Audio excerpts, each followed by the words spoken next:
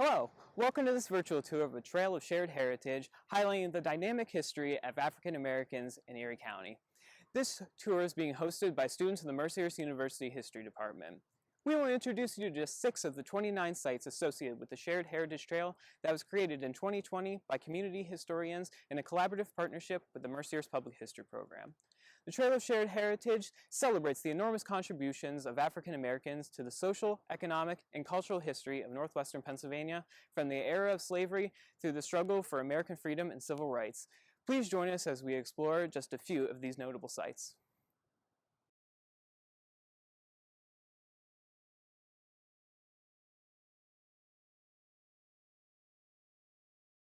The Underground Railroad has a long, complex history that is still not fully understood. It was a network of churches, homes, businesses, and other locations where runaway enslaved persons were sheltered, hidden, and sustained by brave Americans, both black and white, in communities extending from the deep plantation south all the way up to the Great Lakes and into Canada. Involvement in the Underground Railroad was by definition a crime, and thus documentation is often sketchy and sparse. Here in Erie County, although the Underground Railroad is shrouded in a fair degree of myth and legend, other sites and key figures are well documented in the historical record. The First Universalist Church in Girard Township is one such site. Due to Erie's geographic location between Pittsburgh, Cleveland, and Buffalo, many runaway slaves were escorted and guided through the region of northwestern Pennsylvania to get across Lake Erie and into Canada. Some were even taken down to the bayfront, where they were loaded onto a skiff and smuggled across the lake to get to Long Point, Ontario. However, due to the obvious appeal of this route, the harbors were often watched, and over time it became much more dangerous to go this way. For that reason, many were taken to western New York to get across Niagara Falls area and into Canada. Everyone who met Reverend Shipman fell in love with his passion and humanism. Uncle Charlie, as he was called by those closest to him, was a key regional conductor on the Underground Railroad. Shipman used his position as a circuit rider with other churches in northwestern Pennsylvania and northeastern Ohio as a means of organizing the route by which he would send slaves under his protection to safety. Reverend Shipman did everything within his power to keep them safe. For all of his passion, Reverend Shipman could not have done all of this alone. He had help from other members of the congregation who were sympathetic to the abolitionist cause, as well as other members of his community, such as Henry and Rosalinda Parker Teller. One of Reverend Shipman's most avid supporters was Elijah Drury. Drury was the superintendent of the Underground Railroad in Girard. He was easily moved by the stories of the slaves and outraged by the horrors and cruelty of the slave owners. He even hid slaves in his barn and along a ravine near his home on Elk Creek. According to a legend passed down among his family, one of the slaves that came within Elijah Drury's care had been savagely beaten to within an inch of their life. While with Drury, the slave died of their mortal injuries. However, out of Elijah's sincere desire to help, he buried the slave on a plot in the Drury family cemetery. The daughter of Charles Shipman once referred to Elijah Drury as a man whose heart was filled with the milk of human kindness. The First Universalist Church embodies the history of the Underground Railroad, which is the quintessential American story. The struggle of brave patriots fighting for human freedom and dignity, and the struggle for a better life.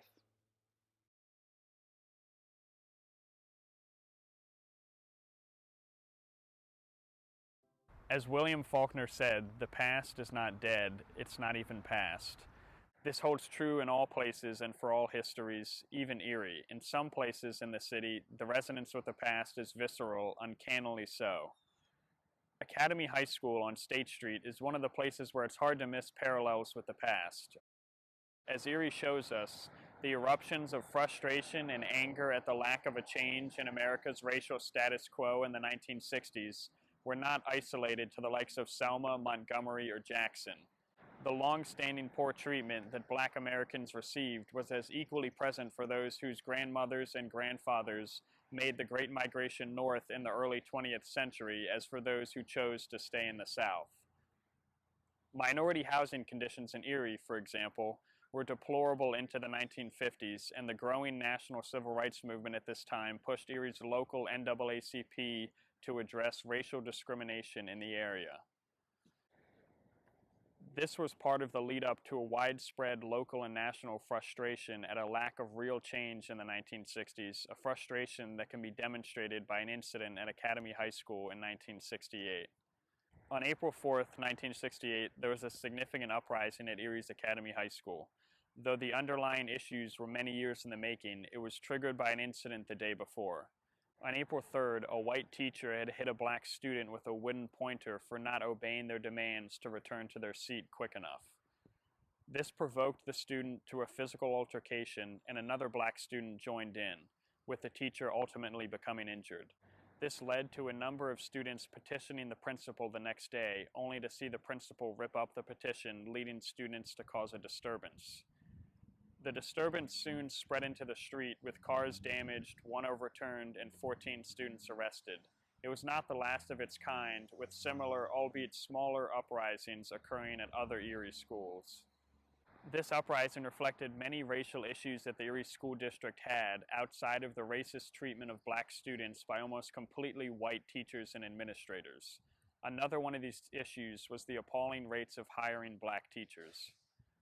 The uprising helped provide a jolt that would lead to this issue in particular being partly addressed, with parents and students demanding an aggressive recruitment of black teachers from the South and largely receiving it. Another glaring problem that underlaid the Academy Uprising of 1968 was the complete failure to teach black history to students in the city of Erie. Despite this being such a big problem, there were those that tried to address it, such as Celestine Davis, a young black school teacher who was teaching black history well before anyone else in the city. On top of this, she also pressured the city to recognize a Martin Luther King Jr. holiday in the 1970s. This was a full 10 years before it became a national holiday. In the same vein, there was the Freedom School, which was created on the east side of Erie around 1970 with the goal of addressing the general failure to teach black history in the Erie School District.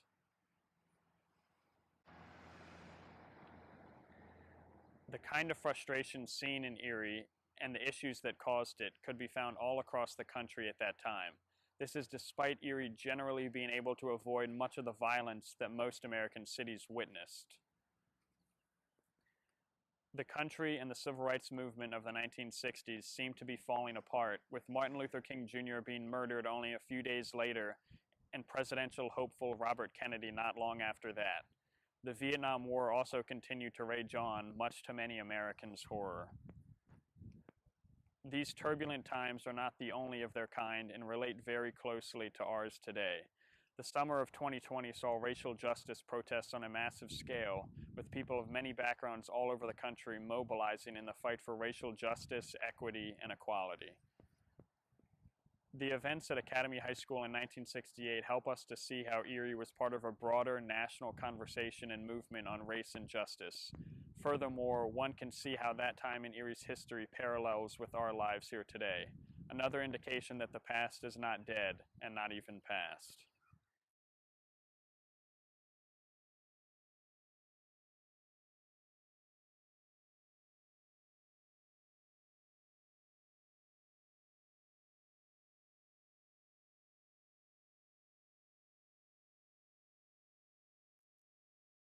The E.F. Smith Quality of Life and Learning Center that you see today does a lot of important work in our local Erie community.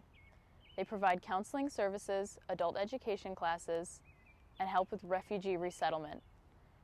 This institution owes a lot of its history to its founder, Reverend Ernest Franklin Smith. Reverend Smith moved to Erie in 1934 when he was sent here by his missionary group. Prior to his career with the church, he worked for the Tuskegee Institute with George Washington Carver, the renowned agricultural scientist and inventor. When Smith first came to Erie, there were only a handful of African American families living in the city. Shortly after his arrival, Smith founded the Good Samaritan AME Zion Church on 1100 Walnut Street. He also founded the Negro Welfare Mission, right next to his new parish. Once Smith was settled in Erie, he began to recruit black families, many from his hometown in Laurel, Mississippi, to come to Pennsylvania and start a new life. In the North, these families had access to better job opportunities and could escape Jim Crow persecution that they still suffered in the South. Smith also worked to create a black middle class in the city of Erie, and this pipeline from Laurel, Mississippi to this area of Pennsylvania was in use for decades to come. These migrants faced opposition and prejudice when moving to the North, and many lawmakers even testified in Congress against the migration of black families from the South. Southern plantation owners were especially vehement in their dissent as they depended on the cheap labor of black sharecroppers. Reverend Smith worked to combat these ideologies through his Negro Welfare Mission, which provided counseling, adult education, child care, and city cleanliness efforts. Smith also partnered with H.O. Hurt of Erie Insurance to found the first nursing program in Erie that accepted African American participants. As the center's current director, Gary Horton, has reflected, the impact of E.F. Smith on the city of Erie has been profound. The vision he cultivated on Walnut Street almost a century ago to nurture, educate, and empower community residents to build a better life for themselves is carried on here at the center today.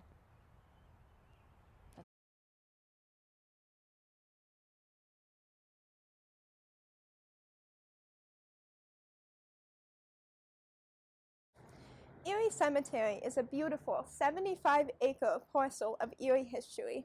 The cemetery was allocated in 1851 by locals who wanted an area suitable as the final resting place for any Erie citizen.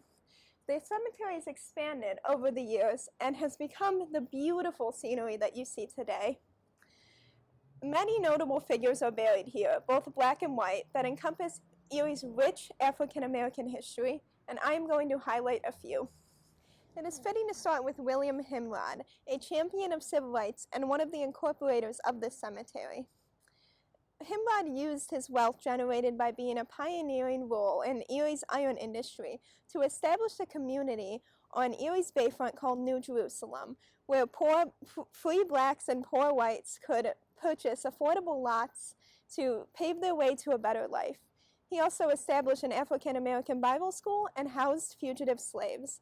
New Jerusalem cultivated the abolitionist movement in Erie, which brings us to our next civil rights activist. Henry Catlin was an Erie abolitionist and newspaper publisher who supported the Underground Railroad in northwest Pennsylvania through the publication called True American.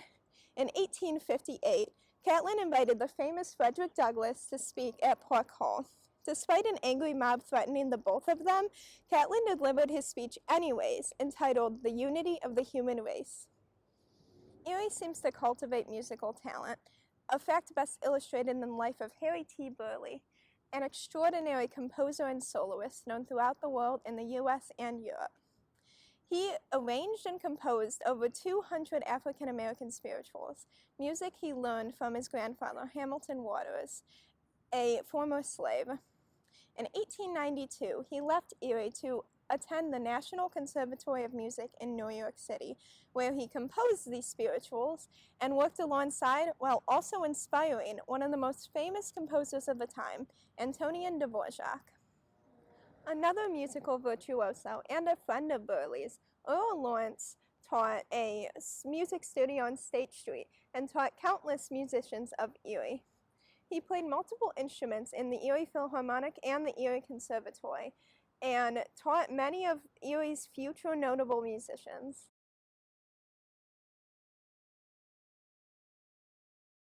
Finally, on this short tour, we have Jessie Pope, who, alongside her husband, owned and operated the Pope Hotel, a musical hotspot in Erie for decades. Many famous entertainers performed at the Pope, and it was one of the few establishments that allowed both black and white patrons to come. Upon the death of her husband, Jessie operated the hotel by herself, a feat rarely achieved by black women of the time. Jessie was also a staunch suffragette and the first president of the Erie NAACP, truly a powerful woman. If you've never walked around Erie Cemetery, I highly recommend it. The 75 acres contain both beautiful scenery and some of Erie's historic figures.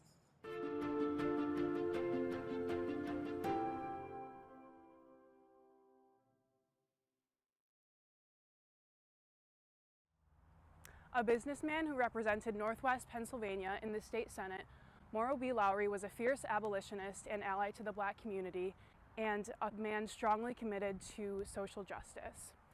Born in 1813 in Chautauqua County, New York, Lowry's family moved to Erie shortly after.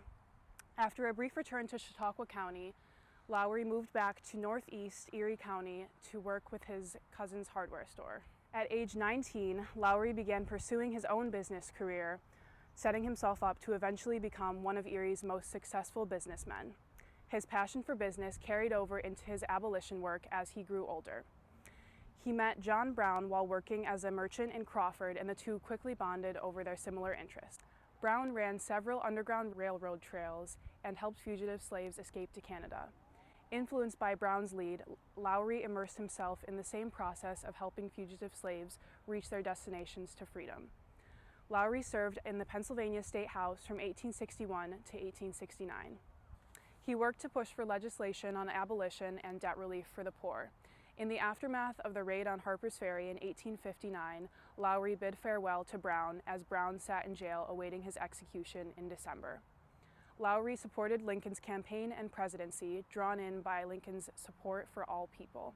He used his platform to publicly advocate for figures such as Lincoln, who worked with abolitionist movements. During the Confederate uprising in Baltimore in April 1861, Lowry served as a spy for Governor Curtin and Simon Cameron. During the Civil War, he financed Erie's 83rd Regiment of the Union Army and became known as the moral conscience of the Senate. The Lowry Building housed The True American, an abolitionist newspaper founded in 1845, which helped disseminate vital information among abolitionists in the region during the pre-Civil War era. Decades later, when the Sisters of Mercy came to Erie to establish a women's college, they settled on a 75-acre parcel of land bequeathed by Morrow B. Lowry to his granddaughter, Annie Lyon. It seems divinely ordained that the land once owned by a champion of abolition and other progressive causes would become home to Mercyhurst College. The Sisters of Mercy established a mission that would seek to embrace racial justice and the more just world long sought by Morrow B. Lowry. Mercyhurst students and faculty actively participated in civil rights events in the 1960s, creating an environment for a strong Black Students for Unity to grow on campus. In 1965, Sister Carolyn Herman, president of Mercyhurst, led more than 200 faculty members, students, and other Sisters of Mercy on a march to honor voting rights activists in Selma, Alabama, who had been beaten just days before in the event known as Bloody Sunday. Faculty members John Lincourt and Joseph Cashore, along with some students, made the trip from Erie to Selma to take part in the Selma to Montgomery March. BSU's commitment to this cause contributed to the nationwide Black student movement at the time and paved the way for more student activism in the years ahead. Mercyhurst's Black Students for Unity remains a force to this day. In September 2020, BSU, along with Moralizer, a social activism platform, hosted a Mercy March for Black Lives. About 300 students attended in support of the cause. During the march, Mercyhurst students read poems and gave speeches on personal encounters with racism. Students led several chants, such as Black Lives Matter, and took a knee for 9 minutes in honor of the murder of George Floyd. At the end of the march, students read a list of names of the victims of police brutality all across America. Lowry's legacy lives on at Mercyhurst through Black Students for Unity and also the Mercy mission and core values: socially merciful, globally responsible, compassionately hospitable, intellectually creative, and reflectively aware. These values root Mercyhurst in serving the greater community and recognizing the need for social justice worldwide. What do we want? Justice! When do we want it? Now! If we don't get it, shut it down!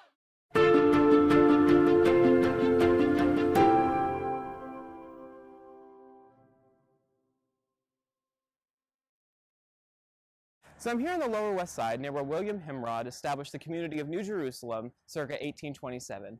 Himrod was a fervent and outspoken abolitionist and iron worker who established a Sabbath school for colored children at his home on the corner of 2nd and French Streets. New Jerusalem was the area between Cherry Street and Sassafras from 6th Street to the Bayfront Bluff. With its interracial makeup and affordable housing, New Jerusalem became a haven for free Blacks and poor whites. The area took the Jerusalem name from the pilgrimage-like journey it took across a wooded ravine that divided the city. Residents could also see the promised land of Canada across the lake that offered true freedom. The community of New Jerusalem was home to many of Erie's prominent African-American families. The home at 221 Front Street was home to the Lawrence family. In 1906, Emma Gertrude Lawrence became the first African-American woman to establish her own business named Lawrence Dyeing and Cleaning at 402 West 3rd Street. The business was quite successful, and after her death in 1934, her son Charles ran the business successfully into the 1960s. Emma's son, Earl Lawrence, was a successful musician and was the first African-American to play with the Erie Philharmonic. He also owned and operated a music studio at 11th and State from 1916 to 1936, and established an activist newspaper called The New Deal in 1933. While not from this neighborhood, famed composer Harry T. Burleigh was a friend of Earl's and a frequent visitor to the Lawrence home. Earl's daughter Ada was one of the first African-American teachers hired by the Erie School District in the 20th century.